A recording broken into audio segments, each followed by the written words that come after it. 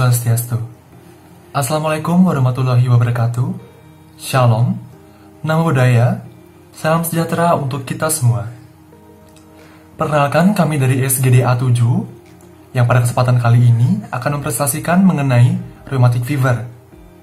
Baiklah, tanpa berlama-lama lagi, kita langsung saja masuk ke materi. Perkenalkan, nama saya Putu Gangga Puspita Dewi dengan 3 digit NIM terakhir 130. Di sini saya akan membahas mengenai latar belakang dari rheumatic fever. Rheumatic fever merupakan suatu penyakit sistemik yang disebabkan oleh bakteri Streptococcus yang berkoloni di faring, anus, dan mukosa genital.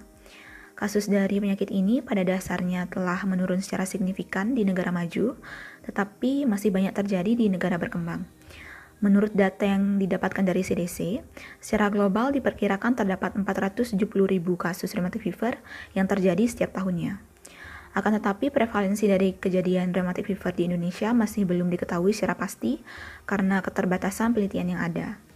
Salah satu penelitian yang pernah dilakukan menyebutkan bahwa prevalensi anak sekolah yang menderita rheumatic heart disease adalah 0,3 sampai 0,8 per 1000. Hal ini berarti prevalensi dari rheumatic fever lebih tinggi dari prevalensi rheumatic heart disease, karena rheumatic heart disease merupakan akibat dari rheumatic fever.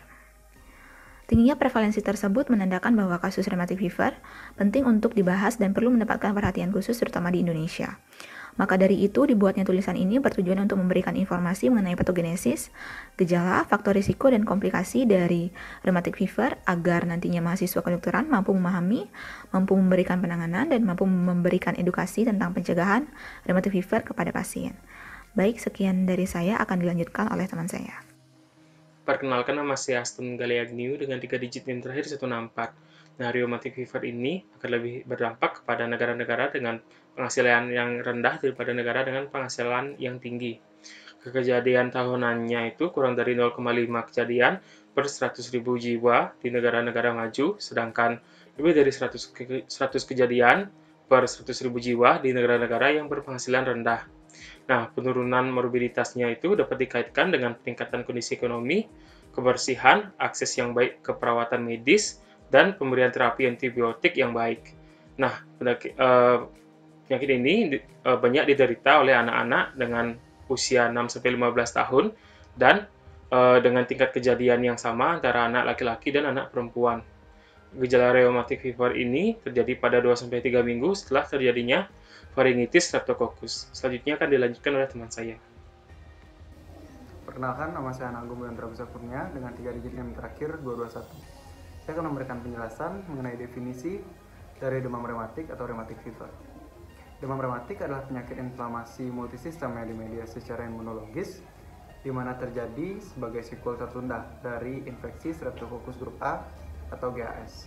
Komplikasi selanjutnya, yakni penyakit jantung rematik kronis, tetap menjadi masalah kesehatan utama pada masyarakat, terutama di negara-negara berkembang.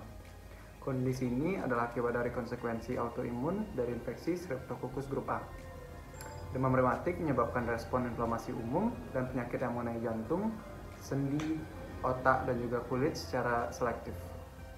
Infeksi Streptococcus beta hemolytic grup A pada tenggorokan selalu mendahului terjadi demam rematik, baik pertama maupun serangan ulangan.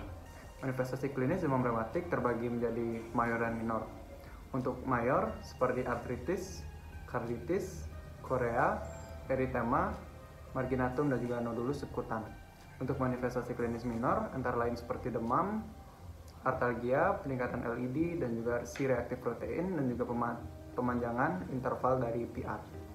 Penata laksanaan pada demam rematik atau penyakit jantung rematik berupa eradikasi dari kuman Streptococcus beta hemolytic grup A, obat-obatan analgesik dan juga antiinflamasi, diet, istirahat, mobilisasi, dan juga pengobatan lain yang diperuntukkan untuk klinis seperti pengobatan Korea. Perkenalkan, nama saya Imadi Mulyastawa dengan 3 digit NIM terakhir 014. Di sini saya akan menjelaskan mengenai patofisiologi dan patogenesis terjadinya rheumatic fever. Mekanisme rheumatic fever terjadi karena kemiripan molekuler sel normal tubuh manusia dengan antigen grup A Streptococcus yang menyebabkan respon autoimun. Faktor predisposisi rheumatic fever bergantung kepada potensi antigen jaringan spesifik, histokompatibilitas antigen, dan antibodi yang terbentuk segera setelah infeksi Streptococcus. Streptococcus menginvasi sel epitel manusia dengan difasilitasi oleh protein GRAB atau alpha-2 macroglobulin binding protein dan SFB1 atau Streptococcal fibronectin binding protein 1. Streptococcus mensintesis protein M yang bersifat antigenik yang menyerupai antigen sel pada beberapa organ tubuh manusia. Selain itu, bakteri ini juga mensintesis superantigen yang merupakan glikoprotein. Sel T ini akan teraktivasi, lalu melepaskan sitokin dan akan menjadi autoreaktif terhadap stimulasi superantigen. Aktivasi superantigen juga dapat terjadi pada sel B yang menghasilkan antibodi autoreaktif. Proses autoimun inilah yang menjadi dasar dari semua manifestasi klinis rheumatic fever. Manifestasi klinis seperti karditis disebabkan oleh cross-reaktif dari antibodi dan sel T, artritis disebabkan oleh deposisi kompleks imun, korea disebabkan oleh antibodi yang mengikat sel saraf dan kulit, dan manifestasi sekutan disebabkan oleh reaksi hipersensitivitas yang tertunda. Perkenalkan, nama saya Jonathan Santoni dengan 3 digit mereka oleh Mas Brandberg. Saya akan menjelaskan mengenai diagnosis. Diagnosis dari demam rheumatik melalui kriteria Jones yang dibagi menjadi 2, yaitu kriteria mayor dan kriteria minor. Dapat dilihat di PPT ada beberapa gejala pada kriteria tersebut. Selanjutnya, pada revisi kriteria Jones terbaru tahun 2015, demam rheumatik selain berdasarkan gejala tersebut juga melalui populasi risiko rendah ataupun populasi risiko sedang tinggi. Populasi risiko rendah yaitu populasi dengan prevalensi 1 per 1000 populasi per tahun pada seluruh usia atau 2 per 100.000 anak usia sekolah. Dan pada PPD juga terdapat beberapa gejala pada populasi risiko rendah dan populasi risiko sedang tinggi. Baik, saya akan menjelaskan gejala-gejala pada demam rheumatik. Yang pertama tentunya demam. Demam terlihat pada pasien di atas angka 90%, biasanya di atas suhu 38 derajat. Kemudian ada nyeri sendi. Nyeri sendi merupakan kasus di mana 75% menderita, di mana nyeri itu timbul pada sendi-sendi besar yaitu pada lutut, pergelangan kaki, siku, dan pergelangan tangan. Selanjutnya yaitu karditis. Karditis merupakan peradangan pada jantung yang timbul dari keterlibatan perikardium, miokardium, dan endokardium, di mana kasusnya terdapat 50-70% kasus. Selanjutnya korea. Korea ini merupakan suatu gerakan tanpa tujuan yang tidak sengaja dari ekstremitas dan barang tubuh. Biasanya timbul pada 10-30% kasus, dan ini dianggap sebagai gejala utama pada demam rheumatik. Selanjutnya ada manifestasi kulit. Contohnya sendiri yaitu erythema marginatum, di mana itu merupakan luka makulopapular merah muda non-pruritus yang memucat kanan ke kanan. Selanjutnya yaitu nodul subkutan, di mana itu merupakan benjolan di mana bentuknya kecil, tidak nyeri, dan teraba di seluruh tulang menonjol pada permukaan ekstensor tungkai. Namun di beberapa gejala ini sangat sulit didiagnosis karena mirip dengan beberapa gejala penyakit lain. Selanjutnya akan dilanjutkan oleh teman saya. Perkenalkan, saya Putu Diva Pranita dengan 3 digit NIM terakhir 207. Adapun pemeriksaan penunjang yang dapat dilakukan dalam membantu diagnosis rheumatic fever, yang pertama ialah pemeriksaan laboratorium. Pemeriksaan laboratorium dapat dilakukan dengan pemeriksaan kultur tenggorokan sebagai gold standar. Dapat dilakukan pemeriksaan antigen cepat, akan tetapi pemeriksaan antigen cepat tidak sesensitif dengan pemeriksaan kultur tenggorokan, sehingga apabila didapatkan hasil yang negatif, maka tetap perlu dilakukan pemeriksaan kultur tenggorokan. Kemudian dapat dilakukan pemeriksaan titer antibodi dan juga pemeriksaan kultur darah. Yang kedua, dapat dilakukan pemeriksaan fototoraks, di mana pada pasien karditis dan gagal jantung akan didapatkan kardiomegali. Kemudian dapat dilakukan pemeriksaan elektrokardiografi dan juga pemeriksaan ekokardiografi. Perkenalkan, nama saya Gusti Ngurah Tirta Tamba dengan 3 digit NIM terakhir 188. Di sini saya akan membawakan komplikasi dari rheumatic fever. Adapun komplikasi yang disebabkan oleh rheumatic fever yang dapat bertahan selama bertahun-tahun antara lain adalah penyakit jantung reumatik. Adapun komplikasi penyakit jantung ini yang disebabkan oleh rheumatic fever antara lain aortic valve stenosis atau stenosis katup aorta adalah di mana katup aorta yang berada di antara ventrikel kiri dan arteri mengalami penyempitan atau stenosis. Akibat dari penyempitan katup aorta ini, ventrikel kiri pada jantung harus bekerja lebih keras untuk memompa darah menuju aorta yang akan didistribusikan ke seluruh tubuh. Hal ini akan menyebabkan penebalan atau hipertrofi pada otot-otot ventrikel kiri jantung. Akibat dari hal ini, kerja ekstra yang diberikan pada ventrikel kiri akan melemahkan kinerja jantung, mulai dari ventrikel kiri hingga ke seluruh bagian jantung, yang berujung pada gagal jantung dan komplikasi-komplikasi lainnya. Selanjutnya ada aortic regurgitation atau regurgitasi aorta.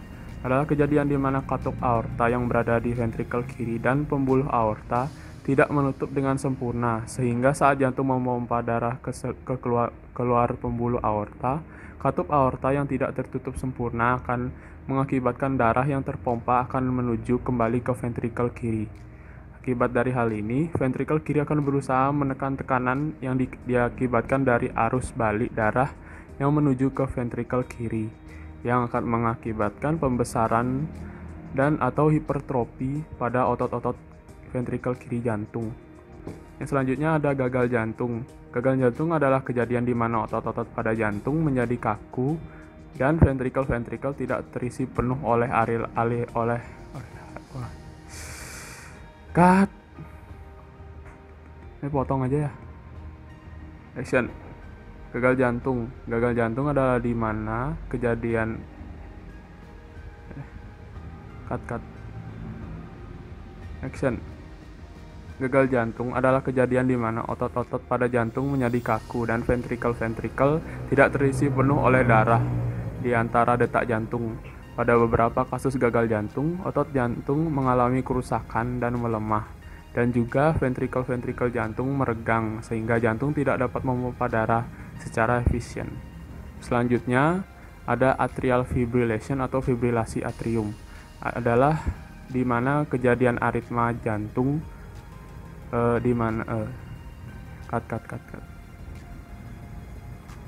Action. Atrial fibrillation atau fibrilasi atrium adalah di mana kejadian aritmia jantung di mana detak atrium jantung tidak normal dan tidak teratur. Akibat dari hal ini, darah tidak mengalir secara normal dan dari atrium menuju ventrikel. Atrial fibrillation bisa terjadi dalam episode singkat ataupun bisa terjadi secara permanen. Selanjutnya ada stroke. Stroke terjadi saat suplai darah menuju otak terganggu atau berkurang dikarenakan adanya sumbatan atau disebut stroke iskemik atau pembuluh darah yang pecah yang disebut stroke hemorrhagic pada pembuluh darah yang menuju ke otak. Om Swastiastu. Perkenalkan, nama saya Iwayan Sudarta Putrayana dengan 3 digit NIM terakhir 206. Di sini saya akan menjelaskan tentang faktor risiko dari rheumatic fever. Nah, faktor risiko yang berperan dalam serangan rheumatic fever adalah jarak usia saat usia pertama kali terkena hingga usia terkena lagi penyakit ini. Nah, penyakit ini biasanya ditemukan di negara dengan jumlah populasi anak-anak yang masih cukup tinggi. Rheumatic fever ini sendiri juga ditemukan di negara yang memiliki populasi yang melebihi batas atau populasi penduduk yang sangat padat. Nah, lingkungan yang kotor, lingkungan dan tidak bersih sangat bisa membuat penyakit rheumatic fever ini berkembang dengan sangat cepat. Padatnya populasi penduduk dan masyarakat sangat menyulitkan pemerintah dan tenaga medis untuk mengedukasi masyarakat untuk menjalani hidup sehat dan hidup bersih. Mungkin sekian yang bisa saya sampaikan. Terima kasih. Om Santi Om. Baik, sebelumnya perkenalkan nama saya Niwayandi Paramadewi dengan 3 digit NIM terakhir 189. Selanjutnya saya akan membahas mengenai penanganan rheumatic fever. Pengobatan rheumatic fever ini bertujuan untuk menghancurkan bakteri grup E Streptococcosis, meredakan gejala, mengontrol peradangan, dan mencegah kondisi tersebut kembali. Pengobatan yang dapat dilakukan yaitu yang pertama dengan menggunakan antibiotik. Dokter akan meresepkan penisilin ataupun antibiotik lain untuk menghilangkan bakteri radang yang tersisa. Setelah pengobatan antibiotik ini lengkap, dokter akan memulai pengobatan antibiotik lain untuk mencegah kambuhnya rheumatic fever. Yang kedua, melakukan perawatan antiinflamasi. Dokter akan meresepkan pereda nyeri seperti aspirin ataupun naproxen untuk mengurangi peradangan, demam, dan nyeri. Serta perawatan manifestasi klinik acute rheumatic fever. Yang pertama, artritis dapat menggunakan ibuprofen dan ketoprofen. Yang kedua, karditis. Dalam kasus karditis sedang hingga berat, obat prednisolon dapat digunakan dengan dosis yang dikurangi secara bertahap. Yang ketiga, korea. Dalam kasus yang jarang terjadi di mana korea ringan telah bermanifestasi, obat penenang seperti diazepam ataupun phenobarbital dapat diberikan. Sekian dari saya, selanjutnya akan dilanjutkan oleh teman saya. Perkenalkan, nama saya Agung Siapatmadewi dengan 3 digit NIM terakhir yaitu 244. Di sini saya akan menjelaskan mengenai pencegahan rheumatic fever. Pencegahan ini dibagi menjadi dua, yaitu pencegahan primer dan sekunder. Pencegahan primer dilakukan yaitu untuk membunuh bakteri penyebab rheumatic fever, sedangkan pencegahan sekundernya dilakukan yaitu untuk mencegah kekambuhan dari rheumatic fever. Pencegahan primer dapat dilakukan yaitu dengan pemberian antibiotik yang lini pertama yaitu golongan penisilin dengan jenisnya yaitu phenoxymethyl penicillin oral dengan dosisnya 2-3 mIu per hari yang terbagi menjadi 2 dosis dalam 12 jam selama 10 hari diberikan kepada orang dewasa dan anak-anak dengan berat badan lebih dari 40 kg dan dosis 100.000 sampai 200.000 IU per hari yang terbagi menjadi 2 dosis dalam 12 jam selama 10 hari diberikan kepada anak-anak dengan berat badan kurang dari 40 kg. Alternatifnya itu dapat diberikan benzylpenicillin intramuskular yang merupakan dosis tunggal dengan dosisnya 1,2 mIu yang diberikan kepada orang dewasa dan anak-anak dengan berat badan lebih dari 40 kg dan dosis 600.000 IU diberikan kepada anak-anak dengan berat badan kurang dari 40 kg. Nah, jika mengalami hipersensitivitas penisilin dapat diberikan antibiotik golongan cefalosporin, contohnya itu cefalexin dengan dosisnya yaitu 500 mg 2 kali sehari diberikan pada orang dewasa dan dosis 25-50 mg per hari yang terbagi menjadi 2 dosis selama 10 hari diberikan kepada anak-anak. Baik, perkenalkan nama saya Tata Tambaska Unarno dengan NIM 3 digit terakhir 036. Saat ini saya akan menjelaskan mengenai pencegahan sekunder yang dapat dilakukan untuk mencegah kambuhnya atau terjadinya rheumatic fever yang dapat menyebabkan terjadinya rheumatic heart disease atau menyebabkan kondisi jantung pasien menjadi lebih buruk. Untuk mencegah hal tersebut, dapat diberikan benzylpenicillin G dengan intramuskular sebagai profilaksis jangka panjang. Pada dewasa dan anak-anak dengan berat badan lebih dari 27 kg diberikan dosis 1,2 million IU. Sedangkan pada anak-anak kurang dari 27 kg diberikan dosis 600.000 IU. Phenoxymethyl penicillin oral dengan dosis 250 mg setiap 12 jam juga dapat diberikan sebagai alternatif obat apabila ketersediaan obat lini pertama tidak ada. Kemudian, durasi dari profilaksis ini juga tergantung dari keterlibatan jantung pada rheumatic fever dan juga tingkat keparahannya seperti pada tabel di bawah ini. Anak-anak tanpa memiliki masalah jantung, profilaksisnya harus dilanjutkan sampai 5 tahun setelah episode terakhir atau yang lebih lama hingga berusia 21 tahun. Kemudian anak-anak dengan riwayat karditis sebelumnya dan regurgitasi mitral ringan atau lesi katup jantung yang sekarang sudah sembuh total, profilaksisnya harus dilanjutkan selama 10 tahun setelah episode terakhir atau yang lebih lama hingga berusia 21 tahun. Kemudian, anak-anak dengan riwayat karditis sebelumnya dengan kerusakan katup yang sedang hingga berat, profilaksisnya harus dilanjutkan selama 10 tahun setelah episode terakhir atau yang lebih lama hingga berusia 40 tahun. Kemudian terakhir, ada anak-anak dengan resiko mengalami kekambuhan dan infeksi yang tinggi, serta anak-anak dengan penggantian katup jantung, profilaksisnya harus dilanjutkan selamanya atau seumur hidup. Perkenalkan, nama saya Nikade Ayu Ariwahyuni dengan 3 digit NIM terakhir yaitu 223. Saya akan menjelaskan kesimpulan mengenai student project yang telah kami buat. Rheumatic fever adalah penyakit sistemik akibat Streptococcus pyogenes yang dapat menular melalui droplet, kontak dengan cairan hidung, permukaan yang terkontaminasi, lesi, dan juga sumber makanan yang telah terkontaminasi. Diagnosis dari rheumatic fever ini dapat ditegakkan dengan 2 kriteria mayor atau 1 kriteria mayor dengan 2 kriteria minor, dan bukti infeksi oleh Streptococcus grup A. Selanjutnya, berbagai gejala yang telah ditimbulkan yaitu demam, nyeri sendi, karditis, korea, dan juga manifestasi kulit yang lainnya. Untuk pemeriksaan diagnosisnya dapat dilakukan dengan kultur tenggorokan untuk mengkonfirmasi apakah memang benar adanya Streptococcus grup A di dalam tenggorokan. Selanjutnya, komplikasi dari rheumatic fever ini adalah stenosis dari katup aorta, regurgitasi dari aorta, gagal jantung, fibrasi atrium, serta stroke. Untuk pengobatannya sendiri dapat dilakukan dengan pengobatan primer maupun pengobatan sekunder, di mana pengobatan primer itu dengan cara mengobati pharyngitis streptococcusnya, sementara untuk pengobatan sekundernya yaitu mencegah kekambuhan yang terjadi dari rheumatic fever itu sendiri. Baiklah, demikian presentasi yang dapat kami sampaikan pada kesempatan kali ini, dan semoga bermanfaat. Kami tutup dengan Parama Santi. Om Santi Santi Santi Om. Wassalamualaikum warahmatullahi wabarakatuh. Shalom, Namo Buddhaya, salam sejahtera untuk kita semua.